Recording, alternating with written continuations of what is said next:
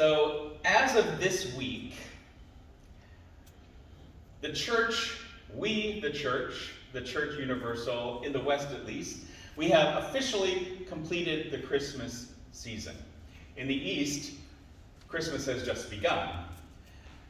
The 12 days of Christmas were officially ended on January 6th, which is the beginning of what we call Epiphany. That word, which means that very churchy word, it's used elsewhere, but in the church we use it for a feast and a season. Epiphany, which means appearance or manifestation. This season of light, which we like to call this whole constellation of holidays in not only our religion, but so many around the world, the season of light continues for us in Epiphany, before, during, and after Christmas. These stories that we hear about the birth of Jesus are so well-worn, are so familiar to many of us.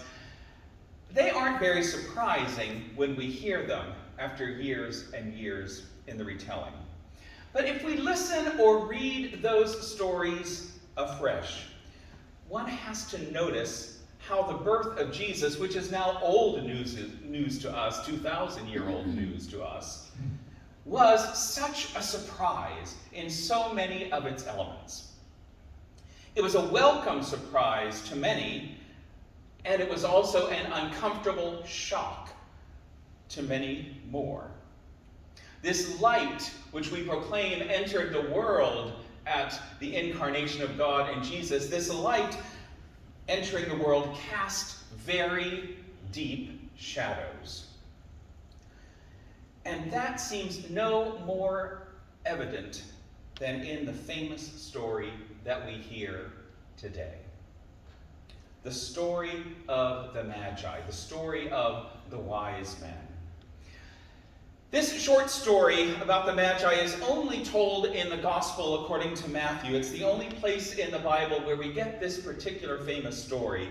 And from the very start of Jesus' life, the author of this story wants us to notice that there was already a tension evident at the very start of Jesus' life and ministry.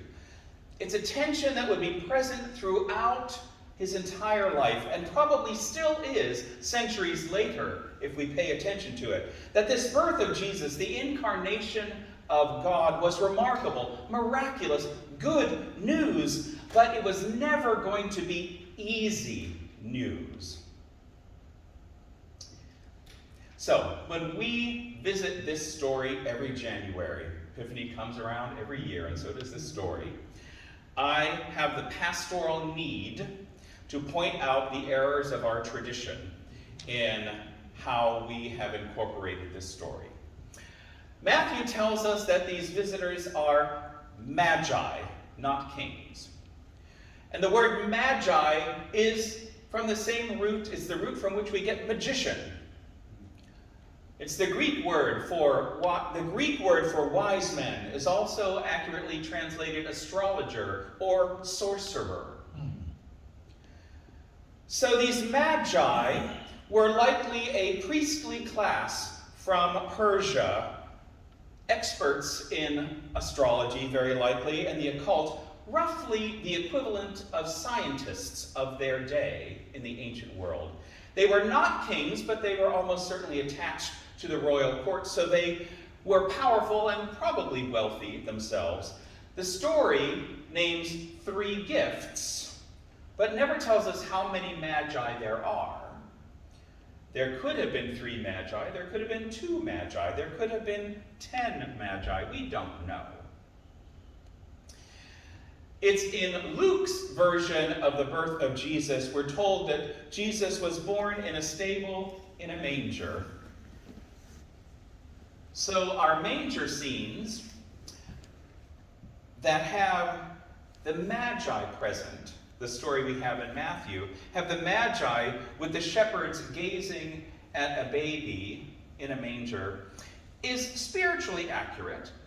I'll affirm that that is spiritually accurate, all souls gathered in that manger. They are not an accurate reflection of the stories that were given in Scripture. So actually, this is not necessarily the story from Scripture. The star was not necessarily at the birth story of Luke with the baby in the manger, because there's the reference in this story in Matthew that Mary and the child were in a house. And you'll hear a little bit more of some gory details that follow that indicate that this infant Jesus was almost certainly not newborn, may even have been a 2-year-old toddler by the time the Magi showed up. So, I now feel that my annual Epiphany deconstruction of the manger scenes of our childhoods have been successfully executed. So, we will press on. We'll turn our adult attention to this story of the Magi. It's still a colorful, a compelling story of a surprising intercultural, interreligious encounter that still begs our imagination in so many ways. These Magi, these pagan priests and magicians, interpreted the signs they saw in the heavens. They knew that an auspicious event was underway. They traveled to Jerusalem to pay homage to a new king. They arrived in Jerusalem, and familiar with courtly life, they expected a royal birth to be in the court. So they go to the court of Herod and announce that they are looking for the new king that has just been born, which they didn't know Herod, and that was a really bad idea. Yes. We'll find out why. Herod, and it says, all of Jerusalem were troubled by this news that they heard from the Magi, that there was a new king in town that had just been born. It made a lot of people anxious. It made Herod afraid, as we heard in Scripture. So the location of this birth is confirmed by really the Jewish equivalent of the Magi, the priests and the scribes of the court. And the Magi continue to follow the star to the place where they found Jesus. They show homage. They share their extravagant gifts. And the Magi are warned in a dream not to return to Herod as they've been asked. And they leave Jerusalem going by another road, a different road. The remaining part of the story, which we hear less often, are these next 5 verses that I'll share with you. When they had gone, an angel of God, when the Magi had gone, an angel of God appeared to Joseph in a dream. "Get up," the angel said. "Take the child and his mother and escape to Egypt. Stay there until I tell you, for Herod is going to search for the child to kill him." So he got up, took the child and his mother during the night, and left for Egypt, where they stayed until the death of Herod. And so was fulfilled what the Lord had said through the prophet, "Out of Egypt I have called my son." When Herod realized that he had been outwitted by the Magi, he was furious, from fear to fury.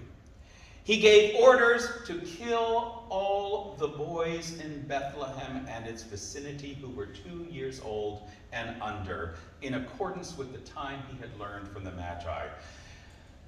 Then what was said through the prophet Jeremiah was fulfilled.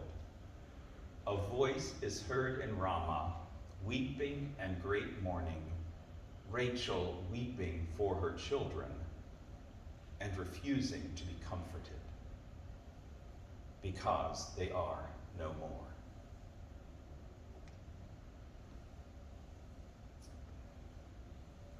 A season of light casts very painful shadows. One of the most painful stories of Scripture.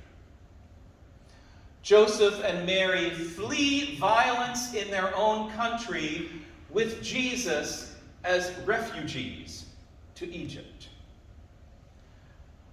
And the lives of children become the collateral damage of the choices the rich and powerful make.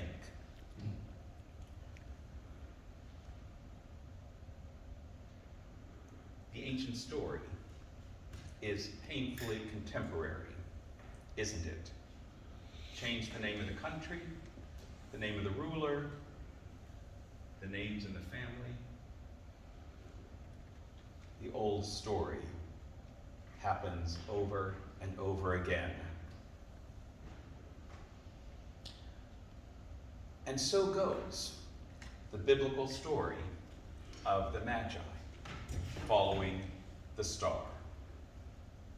It begins with wonder, bathed in starlight, and it's riddled throughout with a tension that results in tragedy. This incarnation of God's light into the world is embraced and welcomed as good news by some, and it is resisted, sometimes even violently suppressed by others. This is the first story of the season of Epiphany. There are several stories that will come over the next weeks. And Epiphany, again, means appearance, manifestation. And epiphanies are those stories, those moments that serve as aha moments, like the light bulb goes on with an epiphany. And in these stories, we're to be able to discern some of the core character and the characteristics of who Jesus was and Jesus' ministry, what it was, how this coming of Jesus Christ into the world, that central Christian metaphor teaches, is light breaking into darkness. It is also the beginning of a mixed response that would always be the case. Amazement and fear that is revealed. I like to say it's not just an inspiring aha, but the light allows us to see things as they really are, unsettling, blinding revelations of seeing ourselves, of seeing our world, both light and shadows. That epiphany aha becomes an uh-oh. It may be an aha, but it is also an uh-oh. We just saw something we didn't like to look at.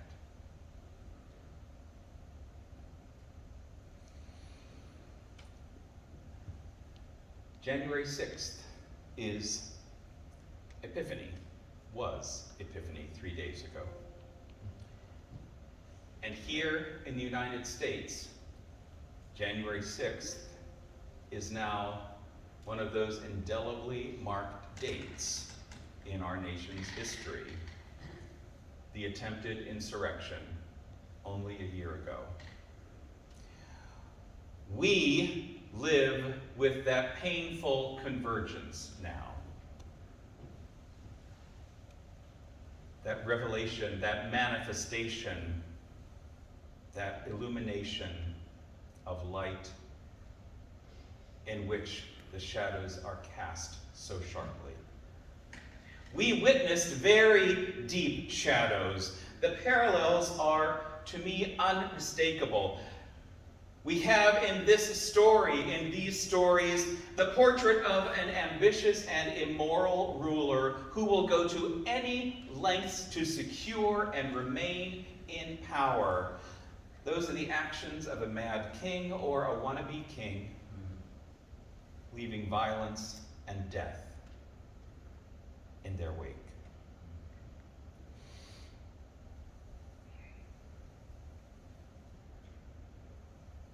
So in Epiphany, I must take comfort and find hope that this is the first story of Epiphany, but it is not the last story of the season of Epiphany. Epiphany also will include the stories of Jesus being baptized by John in the Jordan, coming out of the water and being told by God, "You are my beloved, in whom I am well pleased." Epiphany also has the story of Jesus' first sign, first miracle, turning water into wine at a wedding feast. I want to go to that party. It's also the story during Epiphany of Jesus calling the first disciples, saying, "Follow me," to the last and the least. And they dropped everything they were doing and followed.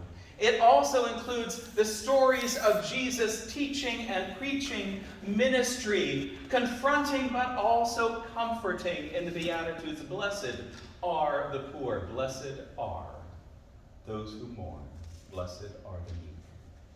All of them are gathered into this time of revelations, and as with any epiphany, nothing afterwards can really be the same. The good news is about to be proclaimed. In that light, yes, we will see our shadows ever more clearly.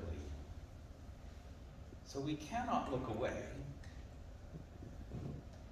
We will see in sharpest relief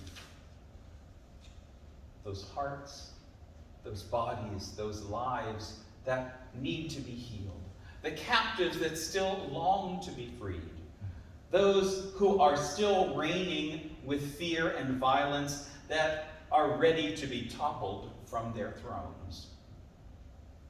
We are about to recount good news that is ever new, in spite of, in contrast to, and more powerful than any and all shadows that might seek to extinguish it. The light keeps shining brighter still.